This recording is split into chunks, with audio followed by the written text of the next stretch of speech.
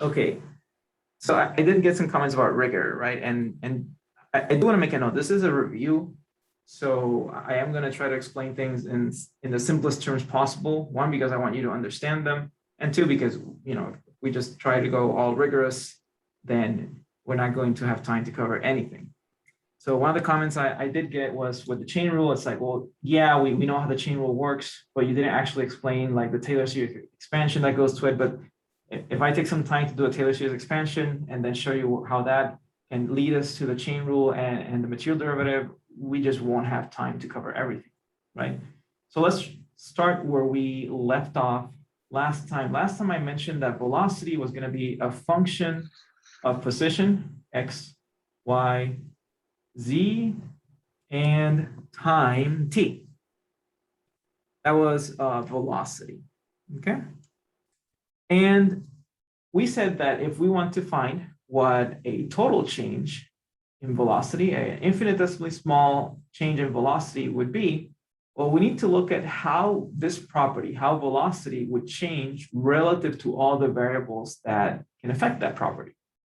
So we started with the x variable, and we said we need to first look at how velocity would change if x would change, but everything else would remain constant. And that's where we insert these squiggly d's, which are just partial derivatives. Okay, so d squiggly v over d squiggly x. I know that the term is dollar out, but I'm going to keep saying squiggly for today.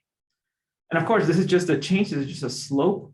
If we want to know the actual change in velocity, we need to multiply this times the change in the x position. Remember, in order to get a dv, in order to get a differentially small change in velocity, we need to have a differentially small change in x or in y or in, ooh, that was not nice. Hang on. Or in z or in t or in all of them or in some of them, but we cannot have a finite change. Like if x changes by a fact, if x changes from 0 meters to 2 meters, then it will no longer be a dv. It will no longer be a tiny, tiny, tiny change in velocity. So let's just keep that in mind, okay? So we do need to have these tiny, tiny, tiny changes in our variables, in this case, dx.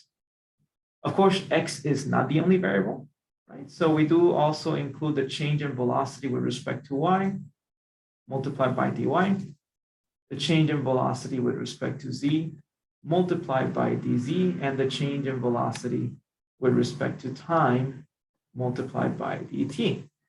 And this formula really applies to anything. I mean, I can give you a function. Like I'm going to give you a function f. And f is a function of a, b, and c. And I ask you to find or give me a differentially small change in f. Like, what would that look like? Following the same formula that we've used above for velocity. What do you think a differentially small change in f would actually look like?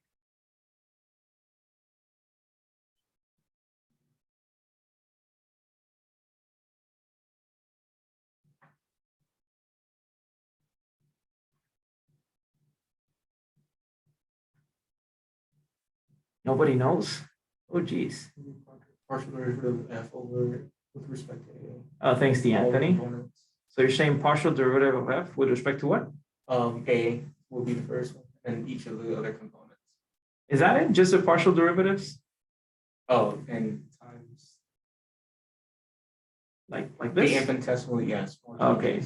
So, okay. So D'Anthony's saying we're missing the infinitesimal change. That's correct. So this is what the chain rule is, right? It's just giving us a nice method or a formula for finding change. In the chat, Mason asks, do you have a sign-in sheet? Mason, I do, but I'm going to pass it down in the middle because I noticed that there were some students that probably arrived a little bit late and then left a little bit early and they missed their chance to sign the sign-in sheet. So I think maybe in the middle when most students are here, then I'll share the link. That way everyone gets a chance to upload. Because I think at the most I saw maybe 40 students on Monday, but only 35 students actually signed the attendance sheet. So that means there were some students that didn't get a chance to sign. So I want to make sure that everybody gets a chance to sign. Because we want to know who's attending and all that stuff. That helps my courses, that helps David's courses. So it helps everyone. All right. Okay. So the first question of the practice quiz we gave you And this will be for the tech students, not the KSU students. But the first question of the practice quiz asked for you to find what dv over dt was, right? The derivative of velocity with respect to time. And here, you don't have to worry too much, because if you already know the chain rule, which tells me that the derivative or that an infinitesimally small change in velocity is going to be defined by this nice formula, then all we have to do now is take all this, right, and take it with respect to time. In other words, I'm going to have this entire thing divided by dt, or I can just take each individual term and divide each individual term by dt. So I can do this with x. I can do this with my y term. I can do this with my z term. And finally, I can do this with my t term. And of course, we see some interesting things happening here, right? What are some of the interesting things happening here? What does this tell me about, for example, time? What can we do with dt over dt? What's the derivative of t with respect to t?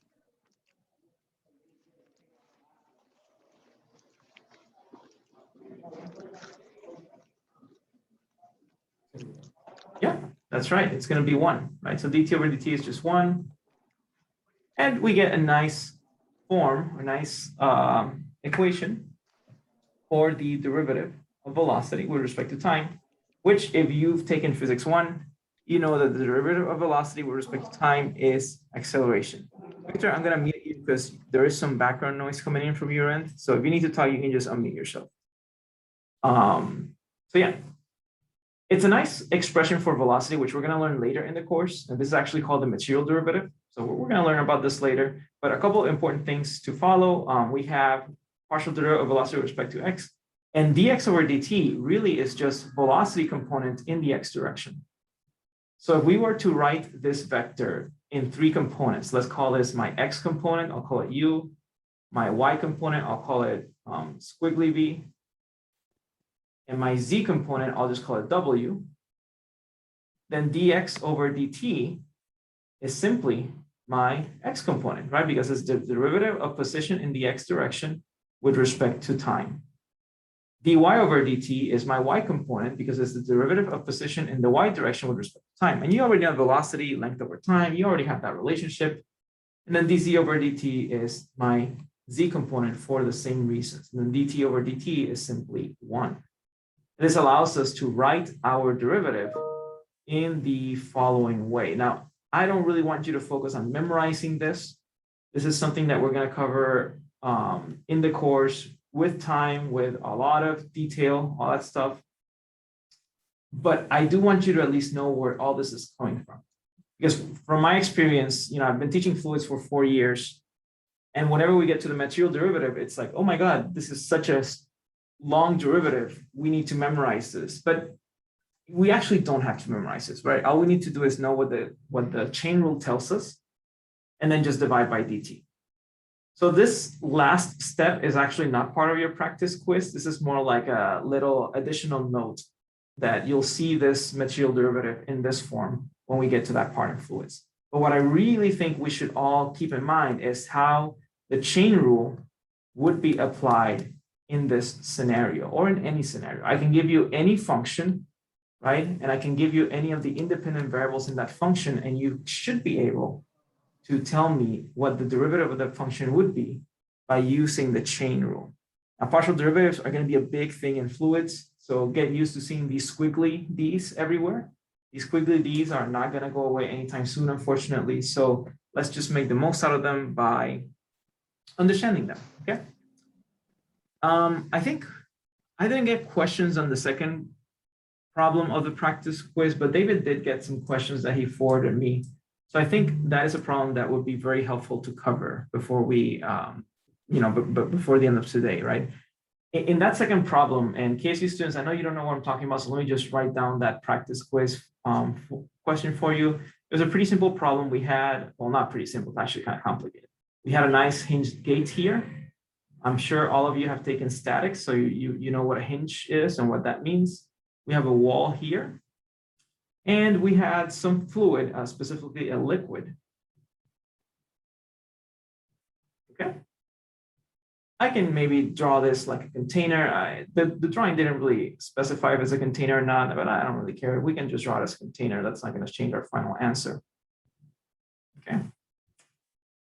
And we had essentially liquid, and this liquid is exerting some sort of pressure in this gate. And on the other side, all we had was atmospheric pressure. So I can write down atmospheric pressure here, P atmosphere. Okay.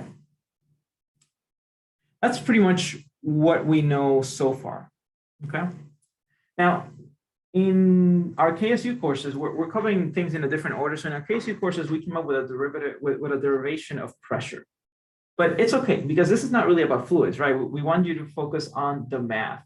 So on the problem statement, we just give you a statement. The very first statement says that pressure is defined as P equals rho gamma H, where rho is the density of the fluid. Not gamma, G.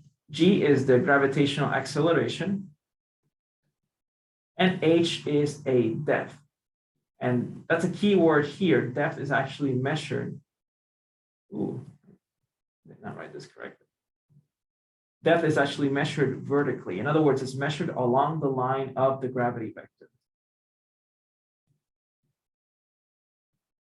I promise that my handwriting in digital forms is going to improve. This is my third time using this tablet, so I'll get better handwriting eventually. So depth is measured vertically. And when I say vertically, I mean along the gravitational acceleration vector line. So my gravity acts downwards, which means that depth is measured downwards. So if I were going to measure depth, it's going to be measured downward along the same direction as gravity. Now, we know that because we have a point here, this is depth is just a distance. This just gives me the pressure of the water at some point, right? At some point that lies at some depth. That's all we know. However, in the problem statement, we actually want you to use some basic calculus to find the total force acting on this gate. Okay. And here's where I know that the solution, neither David nor I wrote that solution, but the solution does cover this in much detail. I do want to kind of simplify a little bit. Here's where I think concepts such as statics and calculus come into play, but specifically calculus, right? You've already heard from physics, right? You've heard the notion that pressure equals force over area, something like that. Now, this is true dimensionally. This is true for systems where pressure is constant. But let's actually use the real definition of pressure, the calculus definition of pressure. Pressure is not really force over area, right? Pressure is actually an infinitesimally small change in force over an infinitesimally small change in area. That really is what pressure is. And it's important that we understand this from a calculus perspective. Because all we're saying is, well, the pressure at a point, right, is going to be the tiny, tiny, infinitesimally small amount of force acting on that point over that tiny, tiny, tiny, infinitesimally small area that that point gives me. In other words, I can look at the system and I can say something like, well, if I look at this tiny, tiny, tiny point, really, really, really small point that has an area dA, okay, this point is experiencing some pressure and it's also experiencing a tiny force dF, okay? So let's keep that in mind. Right? We're talking about tiny, tiny, really tiny terms. Everything is tiny, okay? Pressure is acting at a point, area is really, really tiny. And of course, if the area is really, really tiny, the force should be really, really tiny as well. So that pressure is an actual scalar value. Now, if I ask you to get me the force, well, we can start by looking at this tiny, tiny area. I'm just going to draw it here, this tiny, tiny, tiny area, dA. And I want to know what that tiny, tiny force dF acting on that area is. Well, going back to calculus, we can solve or rearrange this equation to solve for force. So my tiny force dF is going to be equal to pressure times my tiny area dA. We know that much, right? We know how we do this. We multiply both sides by dA and voila, we got what we needed. Okay, so we have that much. Great. However, This is just a tiny force acting on a tiny area. This is all like looking at something infinitely small. That doesn't really help me. Infinitely small forces are nothing. They don't help me at all. Instead, I want to know what the total force is acting on or acting over or on this entire wall. So I'm not just looking at the total force acting at a tiny point. I'm looking at a total force acting at this tiny point, and this tiny point, and this tiny point, and all the tiny points that form this finite area. Okay. Essentially, what I'm asking you to do is to add up an infinite number of tiny areas. And what's a mathematical way for adding up an infinite number of tiny things? Can you say that louder, D'Anthony? Integrating. Integrating, right? Integration is how we mathematically add up an infinite number of tiny, tiny, tiny things, an infinite number of infinitely small things. So when I'm adding up all my df's, really all I'm doing is integrating over df. And when I'm adding up p times all my dA's, really all I'm doing is integrating p times df. Now here things become a little bit simpler. The integral of df is just f, right? Because the integral of d something is that thing, something. So force we get is equal to the integral of pressure multiplied by area. And really that's one of the first things we ask you to find here, right? Is the force. And we know that we can find that force by integrating the pressure over the area. Now we come to a bit of an issue, a bit of a problem here, because pressure is given to us in terms of this depth, which is in this direction. But the area, I mean, the easiest way to calculate area would be along this axis. We can call that axis whatever we want. We can call it the y-axis. We can call it the x-axis. You can call it the, I don't know, h, not h because h is that. I don't know. You can call it the j-axis. Call it whatever you want. I'm going to call it the y-axis.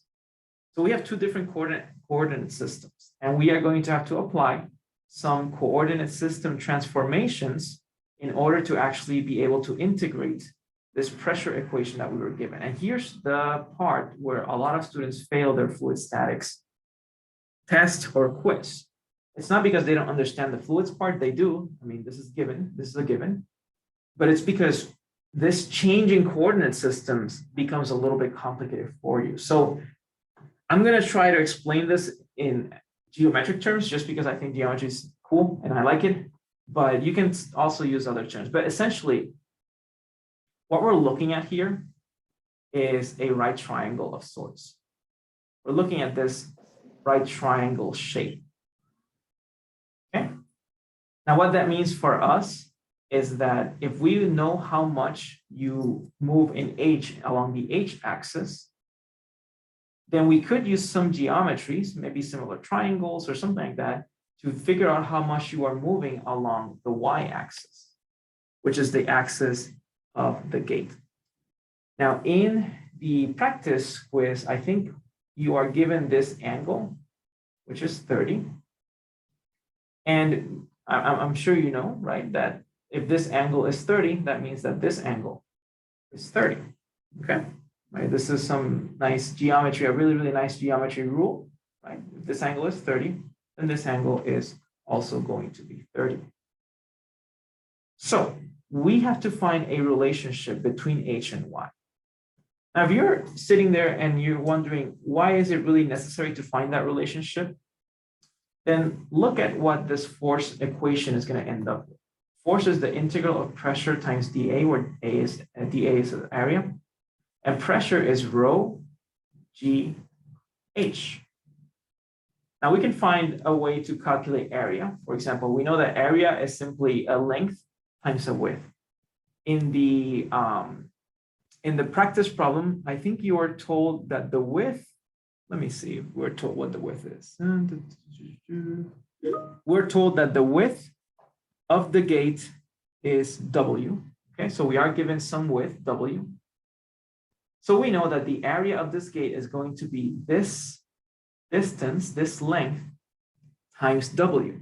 So we're going to have to integrate that over that entire area. I think the length is given as L. Ooh, this practice quiz has a lot of letters, not a lot of numbers, which is interesting. Okay.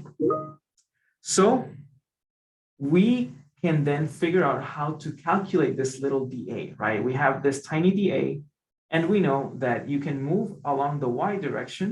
We can call this dy. And because the width is constant, what I can do is I can say, well, this can just have a width of W, because pressure is not going to change here. Like throughout an entire width W, pressure is not going to change. So what I can say is that dA is simply equal to W dy. So it's my length times my width. So I can just write here W dy. What happens if we have a constant inside an integral? So anybody know what happens if we have a constant inside an integral? What can we do to simplify this? Bring it out. Yeah, of course. Density of the fluid is going to be a constant because liquids are incompressible. Gravitational acceleration is going to be a constant because we're not having any big changes in elevation. H is not a constant because we're actually moving, and as you move down, the pressure increases, so that's not a constant. But W is a constant, so we can take all this out. Okay? This will be equal to the integral of H dy. And here's where the problem lies, right? Because we can't actually integrate H dy unless we know how H and dy are related. And that's why I want to bring this nice little right triangle into the mix. Okay? How does H and y relate? How do H and y relate to each other? Well, think of it this way. For every unit you move in H, how many units are you moving in y? Well, we can find a nice relationship here from trigonometry. H equals, let me change this. From trigonometry, H equals y times what? Maybe cosine of the angle, maybe sine of the angle, tangent of the angle. What is it in this case? Cosine. H equals y times what? I'm going to write a little hint here.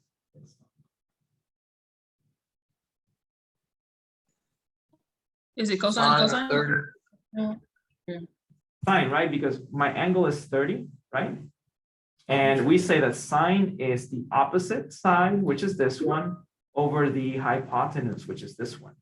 So H will be y times sine of 30. Thank you to everyone who participated. Because I saw two students say sine of 30, correct. Good. So now I can say that my force is equal to rho, g, w, all those are constants, times, and instead of h, I'm going to write y sine of 30 dy. Sine of 30 is a constant, unless for some reason signs change in your universe, but they don't in mine. So sine of 30, integral of y dy, and finally, we can integrate this function, right? What's the integral of y dy? Any ideas? Y squared over 2. That is absolutely right, right? This is 1/2 y squared. And this will have to be applied over our limits of integration. Now, here's the thing. For our limits of integration, we're looking at force, okay? And we are looking at the force that's acting on this. Well, let me use a different color. This is a little bit confusing. We're looking at the force that's acting on this gate, which means that my limits of integration will go from this point to this point. So at this point, we are at some depth, okay? And I think the practice quiz calls that depth D. Okay, so at this point, H equals D. And then at this point, right, Y will be whatever the corresponding Y is for D plus my L. I know this can be a little bit confusing, so bear with me as we look at limits of integration. Let me actually redraw this so that it's a little bit clearer, okay?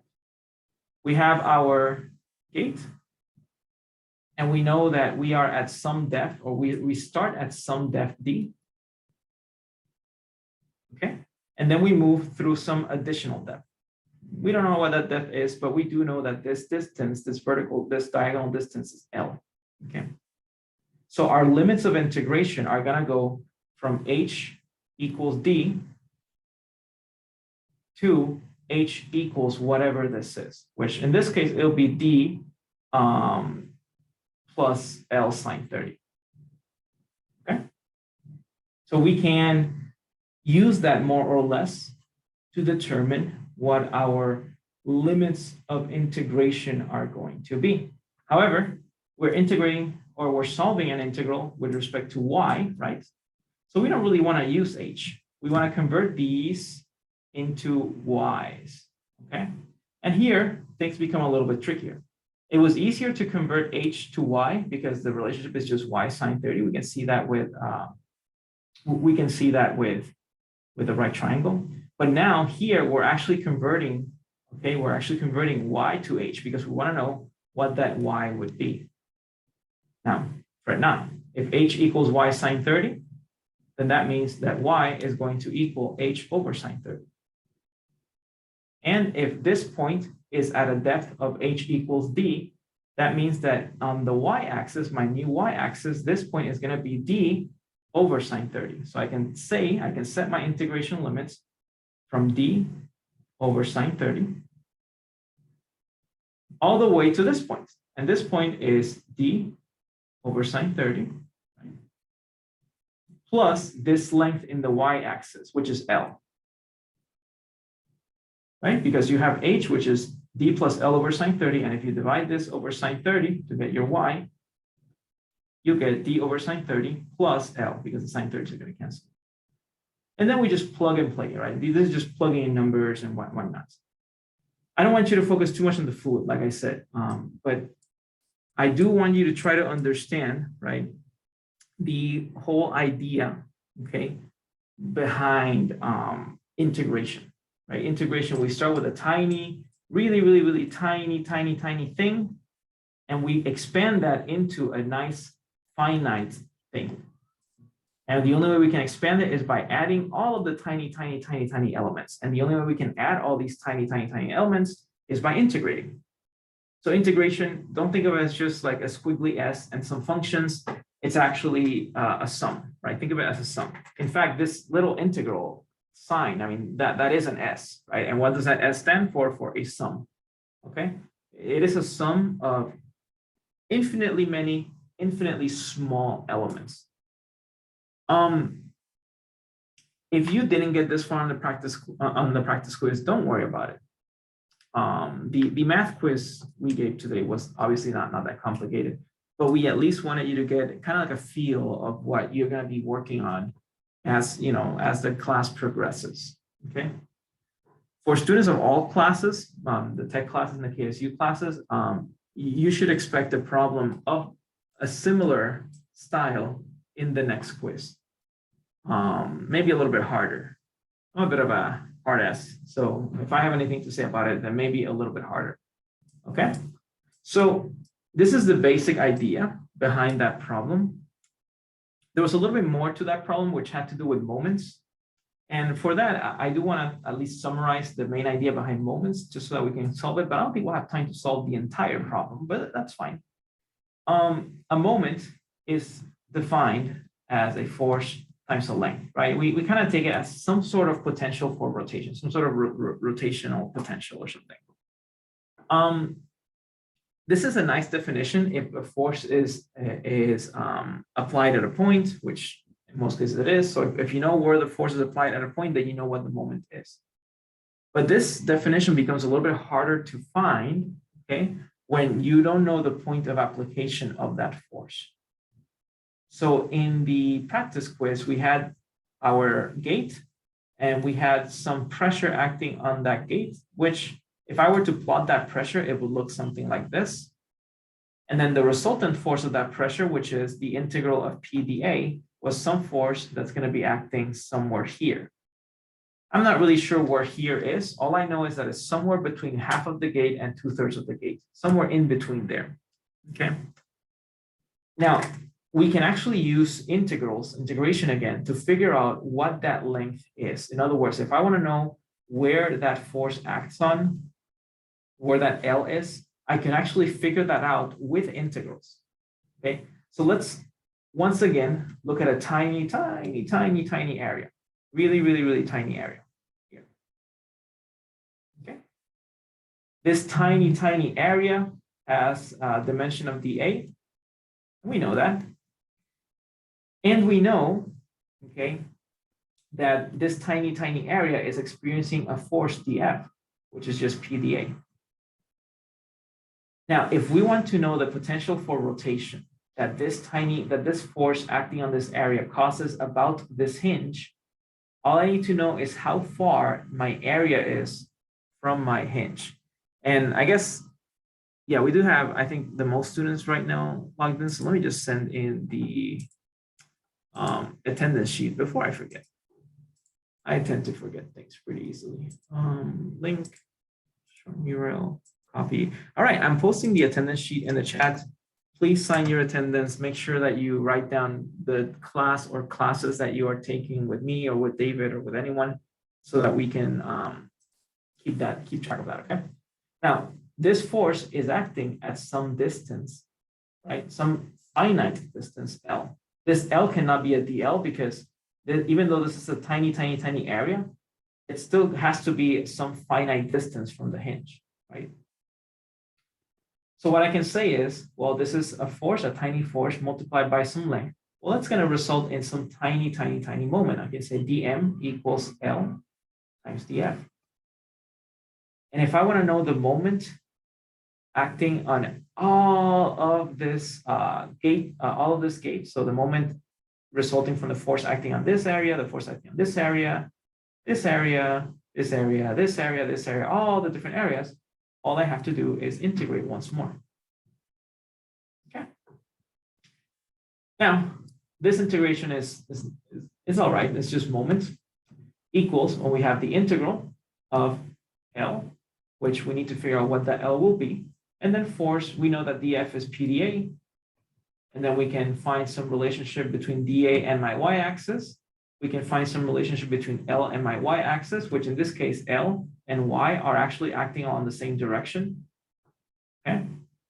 Which means that all we have to do is figure out what the y coordinate is at the starting point, and then just add L to that to get my y coordinate. And we don't have much time. I know we're running a little bit out of time, but the whole point is if we can solve this integral, and you can solve dA using the tools that we used in this previous part of the exercise where we solved for dA as a function of dy. And we can find L also as a function of y, and then just integrate to find the moment. Now you may ask yourself, well, how does that matter to me, right? That doesn't really tell me where this force, right, where this force F is acting on. But here's the fun part, okay?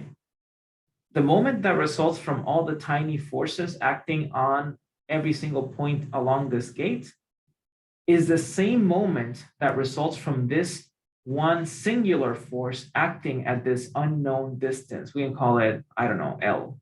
I need to find other letters in the alphabet, okay? So if I can figure out what the moment is, and I can figure that out by integrating this area, okay? I can say that that moment is actually going to be equal to my total force, which my total force I can find out by solving this integral, multiplied by my unknown distance L. And then I can find L by simply dividing moment over force. So we find moment by solving this integral. We find force by solving the integral we solved above, and then we just divide one over the other to get the L, which is the distance from the hinge where that force is acting on. Fear not, I know this is a lot of material, okay? So don't worry too much about it. We are gonna cover it in detail in all of our classes, in David's classes, as well as in my classes, except for hydrology. If you're in my hydrology class, I'm not really gonna cover this, but we are gonna cover this in detail in all of our fluids classes. Okay, what we want you to be ready for is the whole notion of integrals as sums of infinitesimally small quantities, okay? So when we do cover this, hopefully you'll start to recognize some things. You'll start to know when we have to integrate, when we don't integrate. And you should be, I would say you should be a little bit more familiarized with this, but it's okay if you're not, right? This is like, nobody's an expert here. Exactly, nobody is an expert here, okay? So we're gonna take this slow. We're gonna take this at a nice pace, but I do want you to at least be familiarized with those prerequisites, with the integrals and with the derivatives, or when the time comes. Now, I think definitely I'm gonna do more of these. I do wanna talk about vector calculus. I do wanna talk about fitting lines into curves. I wanna give you some tips for fitting lines into curves, which may be helpful. So I may just post some announcements on D2L and Canvas with maybe future dates This time really works for me. I'm not sure if I don't think it works for most of you, but it does work for me because I teach pretty much every day, all day, except for this nice hour block. Okay. If you have office hours appointment with me, just reopen this link, the link that you're at now. Just reopen it when it's time for your office hours, and I'll be here and I'll answer your questions. Okay. Don't forget to sign your attendance sheet. Okay. I think we're missing one student that hasn't signed yet, so don't forget to sign. Oh no, the 20th person is me. Never mind. Don't forget to sign your attendance sheet. And yeah, have fun, enjoy, and get ready because the class is actually going to get harder from now on. Okay. So enjoy that, and I will see you KSU students, I guess, tonight at 5 or 3:30, and Juratech or David students. I don't see you at all, but it's okay. I'll see you during office hours, David students. All right, have fun. Take care.